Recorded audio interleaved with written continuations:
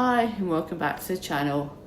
So the mental shift is here and we've moved from deadline panic to long game.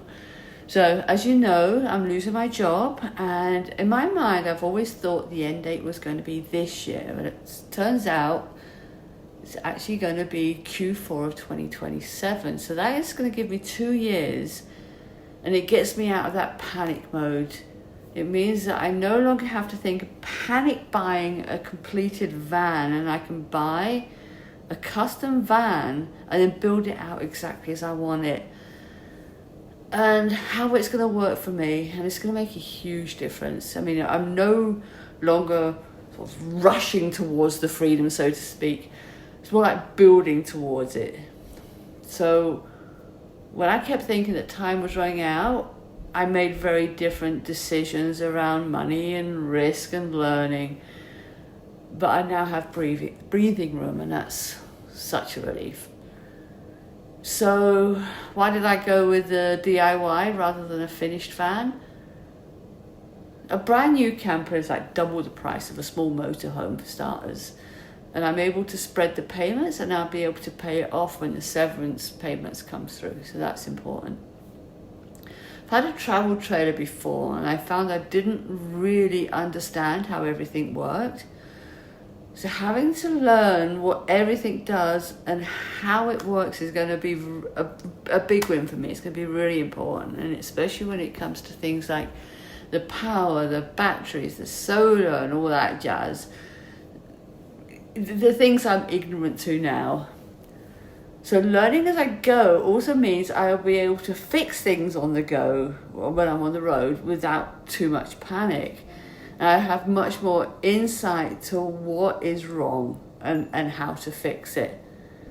Honestly, I don't want an Instagram perfect van, but I want a van that's going to be perfect for me, and a van that I can understand. But of course I'm scared, but I'm not letting that fear stop me now. I don't have skills. I don't have skills with wood or with electrics. I don't have power tools, and I don't have anywhere to work. But there is a makerspace in town that can loan tools. But I'm thinking that while I'm working on the build out, that may be a good idea. But I also think about I have to spend money efficiently too. I have to commit to following through on every project. I can't start and stop projects. I know what I'm like, and I get 80% through something, and then something else will catch my eye, and over I scuttle, and it's all new and shiny. So I do fear doing the layout I think I want, only to find out when I come to live in it that it's not really what's going to work for me. So I've been exploring how I can build out the van in the best way possible. I've been window shopping at IKEA. I found a great system to make a bed. It's along the belt line, so the middle of the middle of the height. I found the strut supports that can go lengthways. I get 4 of those going across the back of the van, and then some bed base struts. And so now I'm currently looking into finding a mattress that will be small enough to go from side to side rather than lengthways, because that's going to take up too much space. So I'm looking at about a 70-inch mattress. But I'm definitely going to measure and measure and measure again before I actually purchase that. I also like the idea of a modular build rather than a permanent build, which will make it easier to buy furniture bit by bit. And it will also help with the budgeting, and I can test the layout before I commit to where it's actually going to live. And it allows me to take my time so that every decision I'm making now has to pass 3 tests. Can I change it later? Can I afford to get it wrong? And will this still work if my needs change? So this build has to support my life and not stress me into the ground.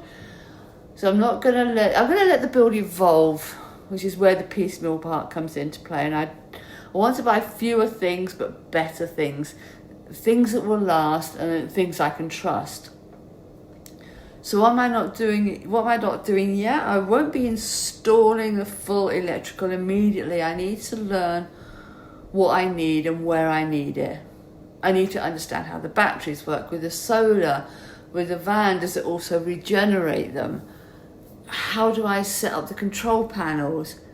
Not locking the cabinets in immediately, but definitely need to look around the bedroom area, because the space is a premium and I need every centimetre of wall space.